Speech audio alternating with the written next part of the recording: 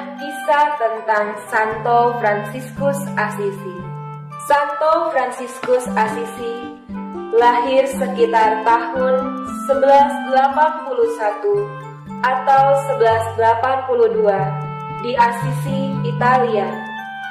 Ayahnya seorang pedagang kain yang kaya raya, bernama Pietro Bernardone, dan ibunya seorang yang taat kepada Tuhan, bernama Donna Pica.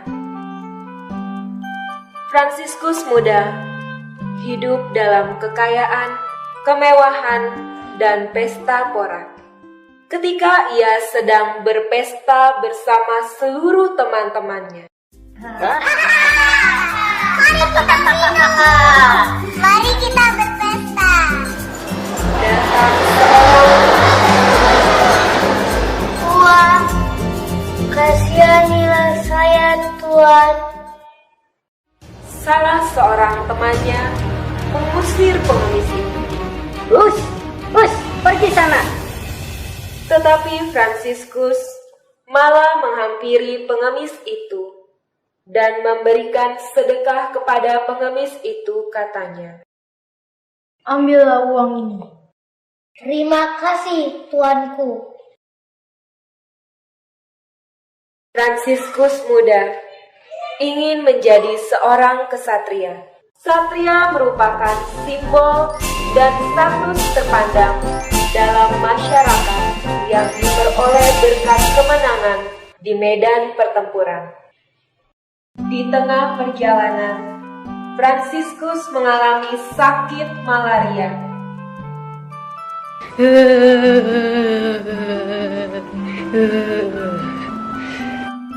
Dan beristirahat di sebuah penginapan bersama kesatria lainnya. Ketika ia sedang tidur dan bermimpi, ada cahaya terang, dan kemudian suara Tuhan menyapa Fransiskus.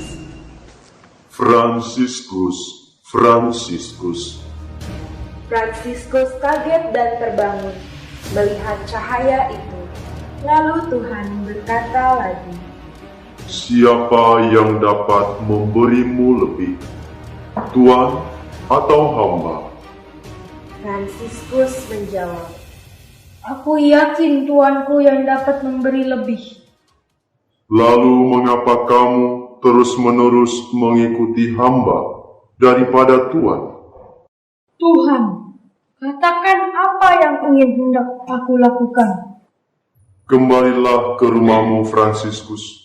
Selebihnya nanti kamu akan mengerti. Kejayaanmu akan lebih daripada medan pertempuran. Kemudian ia pergi kembali ke Assisi dan tidak melanjutkan perang. Ayahnya sangat marah karena merasa dipermalukan karena ia mempunyai seorang anak yang pengecut. Tetapi Fransiskus Assisi tetap pada pendiriannya. Ia kemudian membantu ayahnya berdagang. Fransiskus berhasil menarik banyak pembeli. Di tengah ia berdagang, ia juga memberi makan gratis kepada seluruh rakyat miskin. Akan tetapi, hal itu diketahui oleh ayahnya, sehingga ayahnya sangat marah.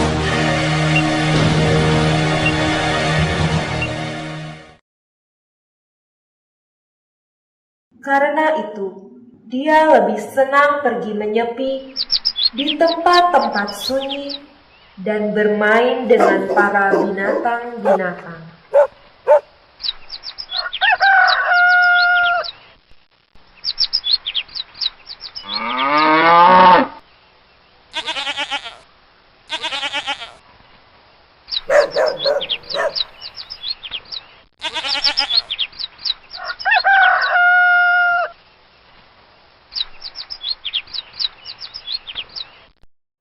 Suatu hari, ia pergi ke sebuah gereja.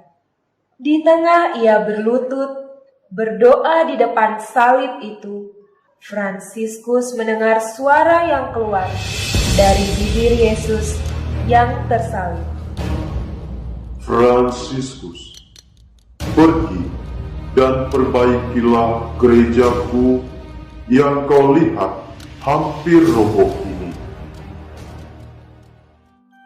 Awalnya Fransiskus memahami gereja sebagai bangunan fisik.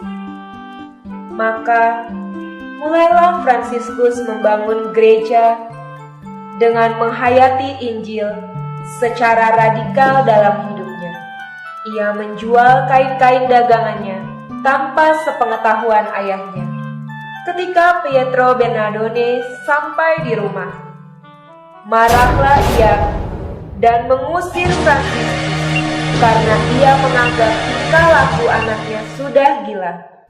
Fransiskus pergi menanggalkan pakaian bagusnya dengan hanya memakai kain dan berikat tali saja.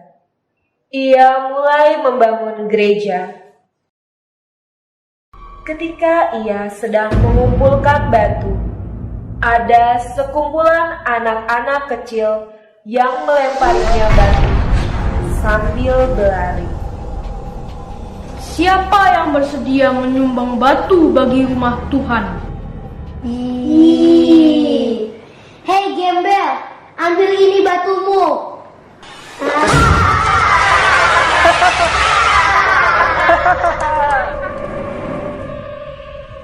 Tanpa sadar, anak-anak tersebut membangunkan anjing yang sedang tidur.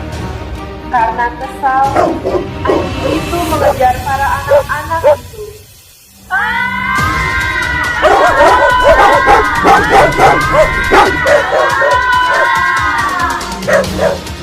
Anak itu berlari ke Fransiskus dan kemudian Fransiskus berkata kepada anjing itu, Berhenti!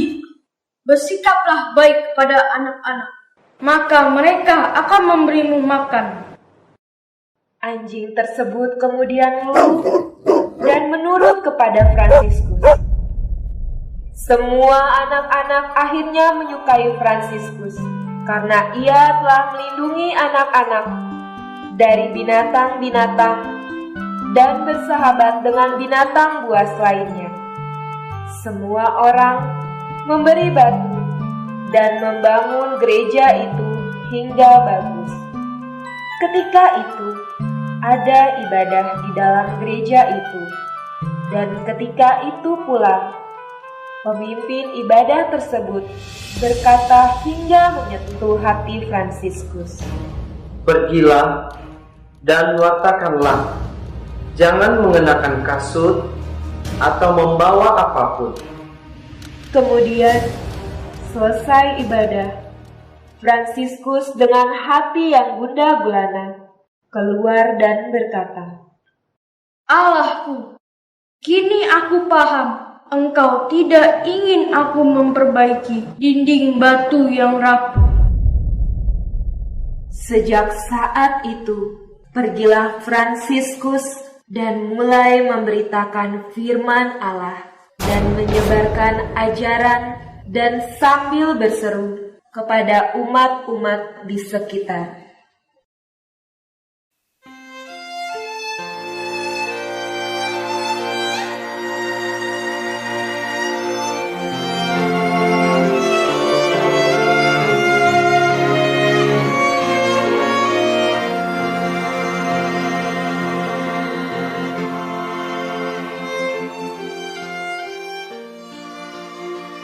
Tuhan, jadikanlah aku pembawa damai. Bila terjadi kebencian, jadikanlah aku pembawa cinta kasih. Bila terjadi penghinaan, jadikanlah aku pembawa pengampunan. Bila terjadi perselisihan, jadikanlah aku pembawa kerukunan. Bila terjadi kebimbangan, jadikanlah aku pembawa kepastian. Bila terjadi kesesatan, jadikanlah aku pembawa kebenaran. Bila terjadi kecemasan, jadikanlah aku pembawa harapan. Bila terjadi kesedihan, jadikanlah aku sumber kegembiraan. Bila terjadi kegelapan, Jadikanlah aku pembawa terang. Tuhan, semoga aku ingin menghibur daripada dihibur, memahami daripada dipahami, mencintai daripada dicintai. Sebab dengan memberi aku menerima, dengan mengampuni aku diampuni, dengan mati suci aku bangkit lagi untuk hidup selama-lamanya. Amin.